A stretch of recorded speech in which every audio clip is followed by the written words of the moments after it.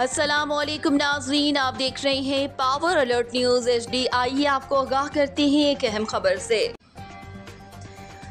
12 जुलाई 2023 बरोज़ बुध शाम 5 बजे अदबी फर्म हम सुखन भेरा की मजलिस आमला के अरकान का मशावरती इजलास गवर्नमेंट एसोसिएट कॉलेज भेरा में हुआ।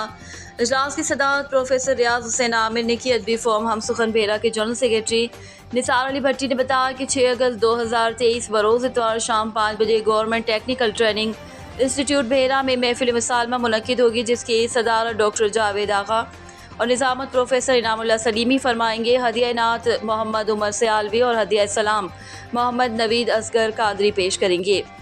महफिल मुसालमा में अफजल गोहर, सईद हसनैन मोहसिन, डॉक्टर सईद मुर्तज़ा हसन शिराजी, प्रोफेसर सैयद अजवर शिराजी, नईम रज़ा भट्टी, साबिर अली साबिर, अमजद महराज, शोएब अदन, शेख मोहम्मद ताहिर, हसनैन अख्तर, रियाज कमर, आसिफ अरमानी, डॉक्टर ज़फ़र अब्बास और मकामी शोरा शरीक होंगे। रिपोर्ट ज़फ़र अब्बास, तहसील रिपोर्टर शाहपुर जावरियाँ।